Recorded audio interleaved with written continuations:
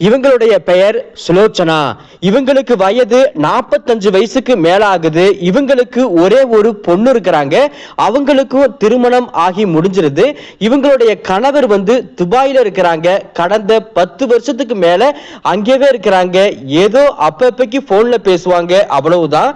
ஆனா மாசம் ஆனா செலவுக்கு பணம், சேமிப்புக்கு பணம் அப்படின்னு எந்த ஒரு குறையும் இல்லாம பணத்தை பாத்தீங்கன்னா அனுப்பி வைப்பாங்க. நம்ம சுலோச்சனாவை பொறுத்தளவுக்கு என்னதான் வீடு வாச, சொத்து சுகம், காசு பணம் அப்படின்னு ஏகப்பட்ட வசதி வாய்ப்போட இருந்திருந்தாலும் அவங்களுக்கு இருக்கிற ஒரே குறை என்ன அப்படின்னா தனிமை மட்டும்தான். தான் கூட கணவர் இல்லாத ஏக்கம் மட்டும்தான். மற்றவங்க எல்லாம் ஜோடி ஜோடியா இருக்கிறாங்க, சந்தோஷமா இருக்கிறாங்க. கணவர் இருந்த வரைக்கும் நம்மளுக்கு எல்லா சுகத்தையும் பாத்தீங்கன்னா சந்தோஷமான முறையில் கொடுத்தாங்க. ஆனா இப்போதைக்கு அவரு அங்க தனிமையில இருக்கிறாங்க, நான் இங்க தனிமையில இருக்கிறேன். இப்படி வயசுல நம்ம வாழாம வயசாகி காசு பணத்தை வச்சு நம்ம என்ன பண்றது அப்படின்னு அடிக்கடி பாத்தீங்கன்னா நினைச்சுக்கிட்டு இருப்பாங்க. இப்ப இருக்கும் போதுதான் அந்த குடும்பத்துக்கு பாத்தீங்கன்னா இவங்க வீட்டுக்கு வாடகைக்கு பாத்தீங்கன்னா ஒரு பையன் கேட்டு வரான். அந்த பையனுடைய பெயர் பாத்தீங்கன்னா பிரதீப். அவருக்கு இன்னும் திருமணம் ஆகல. இப்பதான் கல்லூரி படிப்பை படிச்சு முடிச்சிருக்கிறான். வாடகைக்கு ரூம் இருந்தா கிடைக்குமா அப்படின்னு நம்ம சுலோச்சனா கிட்ட கேக்குறாங்க. நம்ம சுலோச்சனாவும் சரி அவங்கள பார்த்த உடனே ரொம்ப பிடிச்சு போச்சு. பரவாயில்ல, மாடியில இருக்கிற போர்ஷன் சும்மா தானே இருக்குது, அந்த பையனை வாடகைக்கு வச்சோம் அப்படின்னா அந்த பையனுக்கும் ஒரு சின்ன ஒரு உதவி பண்ண மாதிரி இருக்கும். அது மட்டும் இல்லாம நமக்கும் ஒரு வாடகை கிடைச்ச மாதிரி இருக்கும், நமக்கும் ஒரு பேச்சு துணை இருந்த மாதிரி இருக்கும் அப்படின்னு முடிவு பண்ணி வாடகைக்கு பாத்தீங்கன்னா ஒத்துக்கிறாங்க. அமௌண்ட் எல்லாம் பேசி முடிச்சதுக்கு அப்புறமா கொஞ்சம் முன் பணமும் வாங்கி முடிச்சிடுறாங்க. அந்த பையன் தெளிவா சொல்லிட்டான், இப்போதைக்கு நான் பேச்சுலர் தான், எனக்கு இன்னும் திருமணம் ஆகல. ஆனா நான் பாத்தீங்கன்னா பக்கத்திலே எங்கேயாவது ஹோட்டல் ரெஸ்டாரண்ட் இருந்துச்சு அப்படின்னா சாப்பிட்டு தூங்குறதுக்கு மட்டும் நான் அங்க இருந்துக்குவேன். நான் எப்படி பார்த்தாலும் நாங்க பக்கத்துல இருக்கிற ஒரு தனியார் நிறுவனத்துல தான் வேலை பார்த்துக்கிட்டு இருக்கேன் அப்படின்னு பாத்தீங்கன்னா அந்த பிரதீப் சொல்றேன். பிரதீப்பை நம்ம சுலோச்சனாவுக்கு பார்த்த முதல் பார்வையிலே ரொம்ப ரொம்ப பிடிச்சு போச்சு. ஒருவேளை நம்மளும் பாத்தீங்கன்னா திருமணம் ஆவறதுக்கு முன்னாடி தன்னுடைய கணவரை பார்க்கிற மாதிரி இருக்குது. அதே உயரம், அதே பேச்சு, அதே ஸ்வாவம் அப்படின்னு மனசுக்குள்ளார ஏகப்பட்ட கற்பனையை வளர்த்துக்கிட்டு இருக்காங்க. பிரதீப் இன்னும் திருமணம் ஆகல அப்படிங்கிறதுனால நம்ம சுலோச்சனா கிட்ட கொஞ்சம் நல்ல நெருங்கியே பேசி பழக ஆரம்பிச்சிருக்கிறான். அப்பதான் அந்த தனியார் நிறுவனத்துல வேலைக்கு போனதுனால செலவுக்கு கொஞ்சம் பணம் தேவைப்பட்டுச்சு. அதை கூட பாத்தீங்கன்னா நம்ம சுலோச்சனா கிட்ட சொல்லுவோம். சுலோச்சனாவும் சரி எதுவுமே கணக்கு பார்க்காம அப்பப்பைக்கு பாத்தீங்கன்னா சின்ன சின்ன தொகையை பார்த்தனா கொடுத்து உதவுவாங்க. அது மட்டும் இல்லாம வீட்டுல ஏதாவது வித்தியாசமான முறையில நான்வெஜ் சமைச்சாங்க அப்படின்னா கண்டிப்பா அதை பாத்தீங்கன்னா நம்ம பிரதீப்புக்கும் தருவாங்க. பிரதீப் அந்த சாப்பாட்டை சாப்பிட்டு பார்த்துட்டு ஆகா ஓகோன்னு புகழ்ந்து தள்ளுவாங்க. அச்சலா எங்க அம்மா கையில சாப்பிடுற மாதிரி இருக்கு. அது மட்டும் இல்லாம ஒருவேளை எனக்கு நாளைக்கு திருமணம் பண்ணி என் கூட வரவளும் இதே டெஸ்ட்ல பண்ணி கொடுத்தா அப்படின்னா இன்னும் சூப்பரா இருக்குமே அப்படின்னு நம்ம பிரதீப்பும் பார்த்தனா சொல்ல ஆரம்பிப்பாங்க. அப்பதான் பிரதீப் நம்ம சுலோச்சனா கிட்ட கேட்கிறாங்க, இவ்வளவு பெரிய வீடு இருக்குது, உங்களை பார்த்த உடனே நல்ல வசதி வாய்ப்பான ஆளு மாதிரி பார்த்தனா நல்லா தெரியுது, உங்களுடைய கணவர் என்ன பண்றாங்க, உங்களுடைய ஃபேமிலியோடைய பேக்ரவுண்ட் என்ன அப்படிங்கிறாங்க. அப்பதான் நம்ம சுலோச்சனாவும் சொல்றாங்க, என் பொண்ணு திருமணம் பண்ணி போயிட்டா, எப்பயாவது ஒரு கடத்தம் நான் பார்க்க போவேன், அவ்வளவுதான். என் கணவர் கிட்டத்தட்ட 10-12 வருஷமா வெளிநாட்டிலே இருக்கிறாங்க. அவரு எப்பயாவது போன்ல பேசுவாங்க, அவ்வளவுதான். நான் தனிமையில தான் இருக்கிறேன், என்ன பண்றதுன்னு எனக்கே ஒன்றும் புரியல.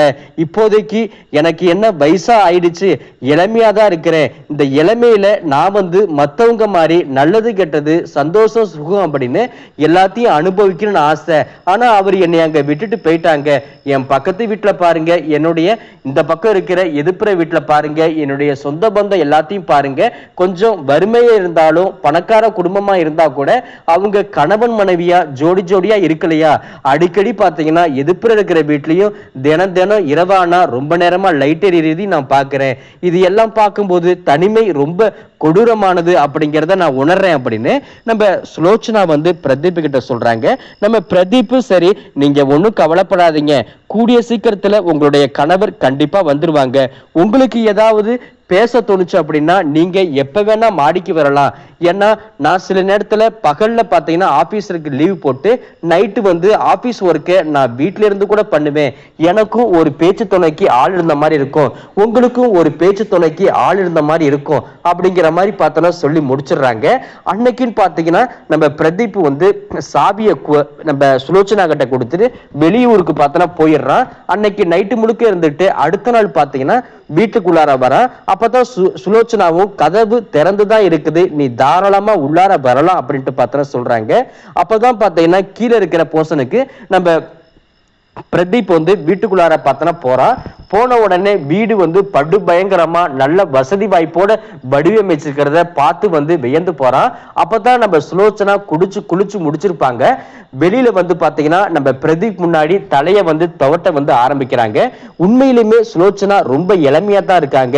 இப்ப கூட கல்யாணம் ஆயிடுச்சு, அவங்களுக்கு ஒரு பொண்ணு இருக்கிறாங்க அப்படின்னா யாரு நம்புவா, இவ்வளவு இளமையா இருக்கிறாங்களே அப்படின்னு நம்ம பிரதீப்பும் பாத்தீங்கன்னா நம்ம வந்து ஆரம்பிச்சிருக்கான். சுலோச்சனாவும் சரி, முதலா என் வீட்டுக்கு வந்திருக்கிற, கண்டிப்பா நான் டீ போட்டு தரேன், அதுக்கேத்த மாதிரி சமைச்சு வச்சிருக்கிறேன், நாம 2 பேரும் மாடிக்கு போயிட்டு ஒன்னாவே உட்காந்து சாப்பிடலாமா அப்படின்னு பார்த்தனா கேட்கறாங்க. நம்ம பிரதீப் ஓகே சொல்லி முடிச்சிடுறாங்க. டீ போட்டு தராங்க, அதை குடிச்சிட்டு ஆகா ஓகோன்னு புகழ்ந்து தள்ளுறாங்க. அப்புறம் கீழே சமைச்சு வச்ச சாப்பாட்டை எடுத்துக்கிட்டு மாடிக்கு போறாங்க. யாருக்கும் தெரியாம கதவை வந்து சாத்திக்கிறாங்க. ஏன்னா யாருக்கன்னாவது பட்டுச்சு அப்படின்னா 4 பேர் ஒரு மாதிரி பேசுவாங்க அப்படின்னு முடிவு பண்ணி அந்த சுலோச்சனாவே பாத்தீங்கன்னா கதவை சாத்திடுறாங்க. நீட்டா சாரி கட்டிட்டு போனதுனால நம்மளுடைய பிரதீப்புக்கு சரி ரொம்ப பாத்தீங்கன்னா அழகா காட்சி அளிக்கிறாங்க.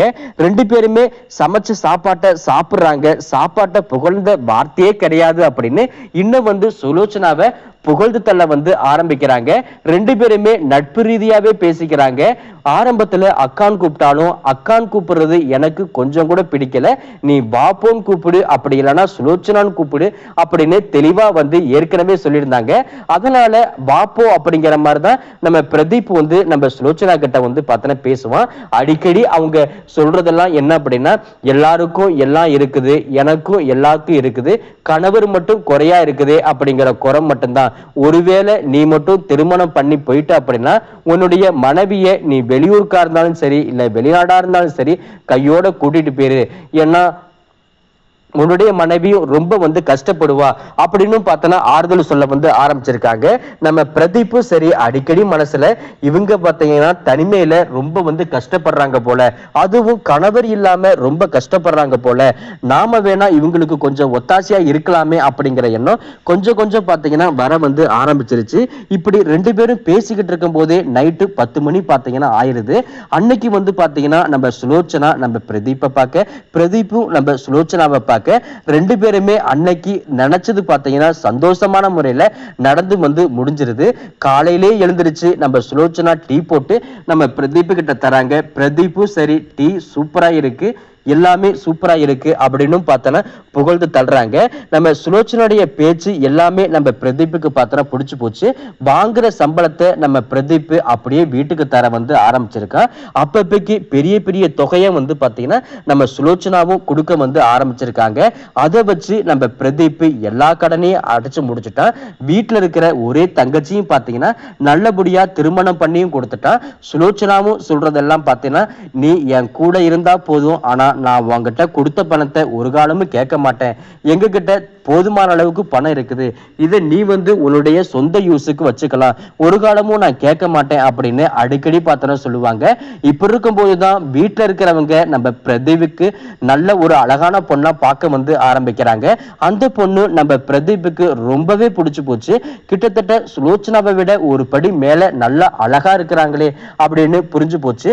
இப்போதைக்கு சுலோச்சனா கிட்ட இந்த விஷயத்த சொல்லாமா இல்ல வேணாமா இல்ல அப்படியே விட்டுடலாமா அப்படிங்கிற எண்ணம் அதிகமாவே இருந்துச்சு. எது நடந்தாலும் பரவாயில்ல, சொல்லாம இந்த வீட்டை விட்டு காலி பண்ணிட்டோம் அப்படின்னா அவங்களுடைய மனசு ரொம்ப கஷ்டப்படும். அவங்க கையால சாப்பிட்டுருக்கோம், அவங்க பணத்தால நம்ம நிறையவே வளர்ந்துருக்கிறோம், இந்த உண்மையை அவங்க கிட்ட சொல்லிதான் ஆகணுமே அப்படின்னு முடிவு பண்ணி பிரதீப் வந்து தனக்கு வந்து பொண்ணு பார்த்திருக்காங்க அப்படின்னு சொல்லிக்கிட்டு அந்த பொண்ணுடைய புகைப்படத்தை காட்டுறாங்க. சுலோச்சனா எதுவுமே யோசிக்காம, இந்த பொண்ணு ரொம்ப அழகா இருக்கு, நீ வந்து பாத்தீங்கன்னா இந்த பொண்ணை கல்யாணம் பண்ணிக்க, நீயும் கொடுத்து வச்சிருக்கணும், அவங்களும் கொடுத்து வச்சிருக்கணும். இது வரைக்கும் நாம எப்படியோ இருந்துட்டோம். ஆனா இதுக்கப்புறமா உன்னுடைய மனைவி கூட நீ சந்தோஷமா இரு, எந்த தப்பும் கிடையாது. என்னுடைய கணவரும் பாத்தீங்கன்னா இன்னும் ஒரு சில நாட்கள்ல வந்துருவாங்க.